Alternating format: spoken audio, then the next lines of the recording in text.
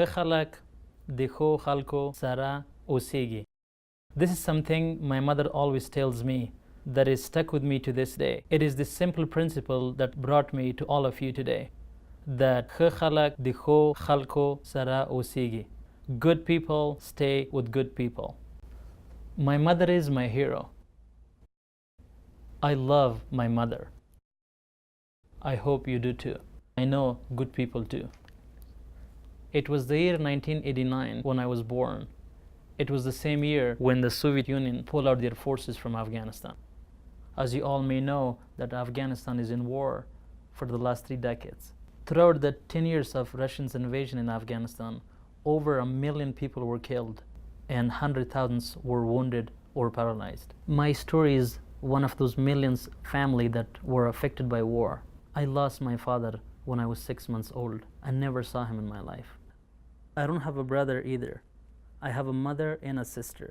In a country like Afghanistan, third world poor nation, men is responsible for protecting and providing for family. So I started supporting my mother and sister since I was 7 years old. Since my mother and sister could not work or they could not go outside because of the Taliban regime, women were forbidden from even going outside their house. Public execution and beating women were common in Afghanistan during the Taliban regime. I remember living in tent for years with no strong roof and having not meat for over 7 years. I remember my mother would cook me only 2 eggs to feed me and my sister, and that was the proper meal for the entire day. For years.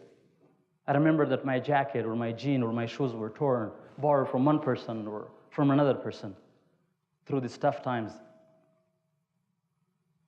But through all these tough times, we did not give up. My mother would encourage me by saying that these days will change. I know these are dark and hard days, but if you're a good person, if you have faith in yourself, you will get to where you want. And I stick with that principle to this day. But I was working as a laborer.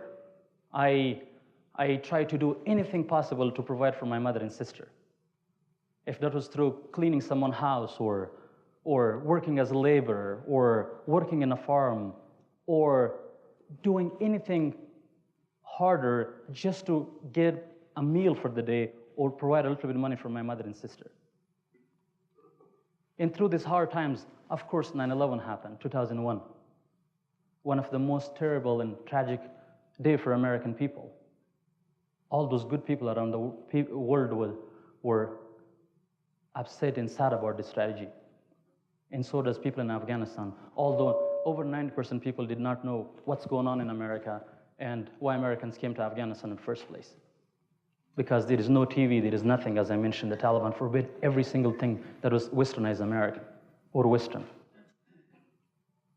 So, in a weird way, it was a good cause for the Afghan people. Since Americans came to Afghanistan, tried to get rid of the Taliban regime and the brutal who attacked America, so they brought freedom to Afghanistan. They brought democracy and human liberty, particularly for women.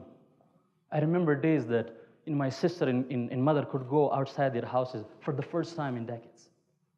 You would see millions of girls going to school after the Taliban regime.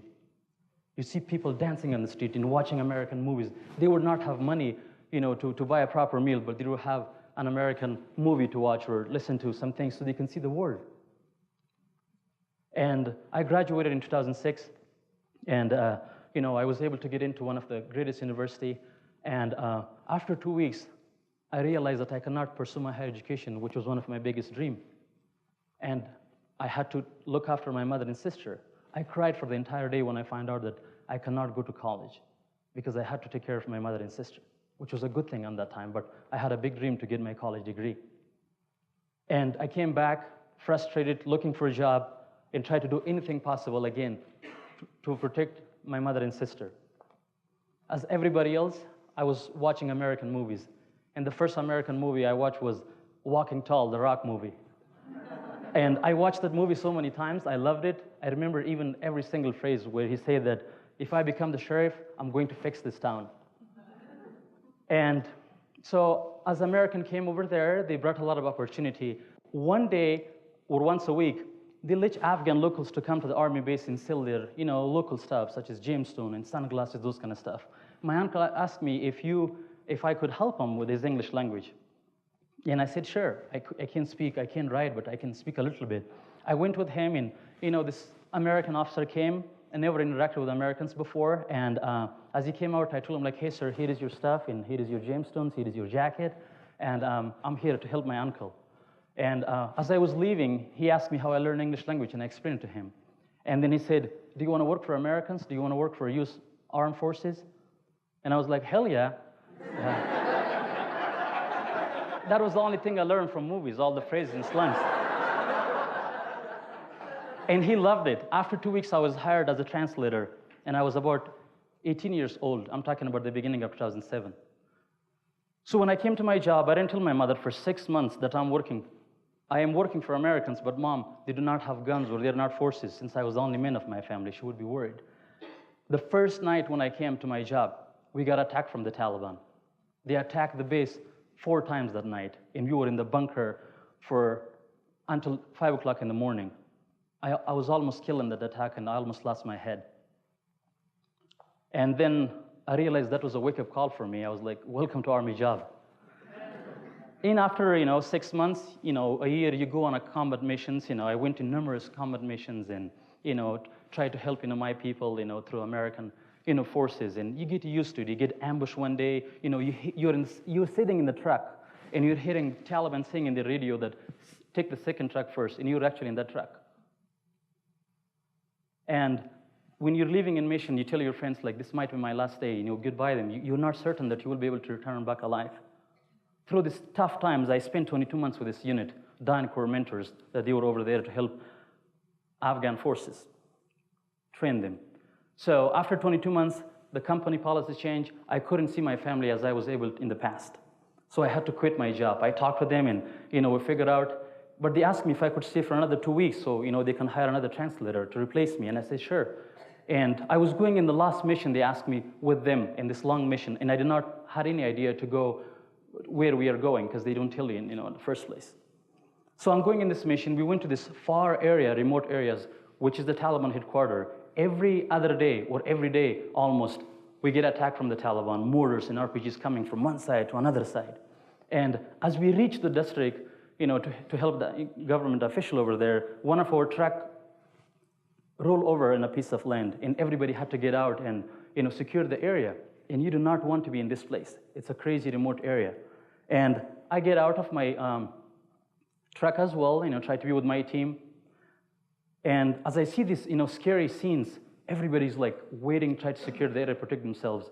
As I turn around, I saw this tall American major, this tall officer, who's surrounded by Afghan kids. And you could see that freedom, that peace among their faces. And for me, I had tears in my eyes. That was very emotional for me. I was like, I didn't have a father. I never feel that before. That made my heart very kind. And I know in that minute that this is a very good person. I asked my team, I said, I know he can't speak Pashto, our language. I'm going to go and help him. He tried to talk to these Afghan kids, high-fiving them and giving them water and stuff. And I went and helped him and thanked him for being so nice in this scary area. And on the way back, I did my translation, went over there. On the way back, when we were returning, my truck totally broke down. It didn't happen in the last 22 months. And I was looking for a ride to go back, and it's dark night. You do not want to stay there again. So he offered me the ride, and I sat with him. We came all the way back to our main base, and we talked a little bit. He told me that there was not actually space in the truck, but he made sure that I was safe enough. The guy who I helped him with kids, he gave me the ride, and he said, I have a family, I have a mother. We're all the same people. I have a dog, and we told each other a little bit jokes. My jokes were not that funny, but he tried to laugh, And after 2 weeks, my time was finishing up, and I came to my conclusion where I resigned my job, came to my room, packed all my stuff, tell everyone goodbye, and turned over my badge. As I was leaving in that minute and packed all my stuff, Afghanistan is crazy as Nevada because one day is sunny, the next day is freezing cold. So I asked the soldier who was escorting me, and I said, can I please go inside, the chow hall and grab a Gatorade or water or something, And that's one thing I love about U.S. Army. Everything was free, Pepsi, Fanta, and all this water and cool stuff that we didn't have before. So I went inside, He grabbed the Gatorade. As I'm leaving, and it's lunchtime, there is so many people in uniform. As I'm leaving in the last second, somebody pat me from the back. As I turn back, it's the same guy that I helped him with the kids. He says, Aimal, how are you doing? I didn't remember his name, to be honest. It was a long name, Nidenrib. I just call him sir. And I explained everything to him, and he said that, what happened? And I said, well, I had to quit my job and everything. As I'm talking to him, the people who I quit my job with, those people saw me, and I didn't realize that before because he was so humble enough. I am actually talking to the deputy commander of the entire base, which was more than 800 people. I was like, holy moly, he's a big shit.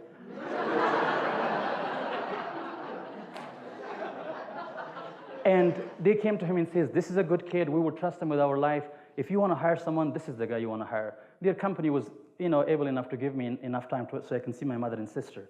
And he hired me. We became very good friends. And one day when his mission was over, he asked me, Aimal, what's your biggest dream? And I said, there is a lot of them, but I wish if I had my college degree. And he says, you know what? I was thinking about the same thing. He says, if I was able to bring you to America, to my country, do you want to be my family? And I couldn't control my emotions. Afghans are proud. I tried to be strong enough, but when I was walking back to my room, I was crying from too much happiness. And I said, sure, make it very simple. He said, if you were able to get your visa, if you were able to get acceptance at any university in the States, but he pushed it. He said that there is one university, which is the greatest university in America, and that's the University of Nevada. If you were able to do that, I'm going to sponsor you. I'm going to bring you to America. I will pay for your 4 years college. I know as an international student, I will give you everything you need, from car to insurance to living, everything. I know it's more than $120,000 for 4 years as an international student, but I will cover that.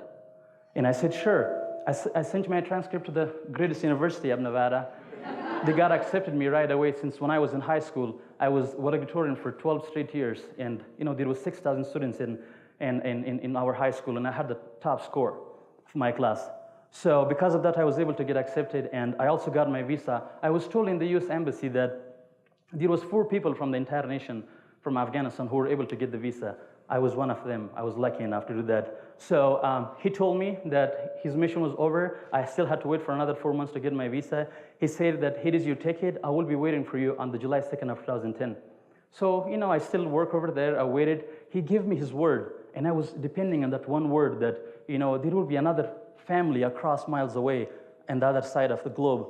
They will become my family. They're going to take care of me. That one hope. I left my hometown 5:30 in the morning, 4:30 in the morning, and hugged my mother and sister and tell them that, there is somebody else who's going to take care of me. I never, flew abroad before. So I came all the way from Kabul to Dubai, from Dubai to Atlanta, Georgia, from Atlanta, Georgia to Salt Lake City, from Salt Lake City to Reno, Nevada, and thankfully every flight was on time. They were waiting for me on July 2nd of 2010 with his family. He kept his word. And if you look at good people, they keep their word and their commitment. And that's my message to you and also people who listen across the globe. It's very simple. Be a good person. Be a nice person. It's very simple. It does not cost you any money to be a good person. I'm not saying take all your money from bank and donate it or give it to someone. No, just talk to people. Be nice with them. Be in peace with them. I'm not saying this because it's an Afghan idea or an European idea or an Asian idea or an African idea. This is a universal idea. If you're a good person, you're considered good in Afghanistan, you're considered good in America, you're considered good in London, you're considered good all over the world. I know making money, becoming CEO or becoming president or becoming governor or becoming a famous person, that's very important. But remember, the greatest thing, the backbone and cornerstone of every single thing is to be a good person.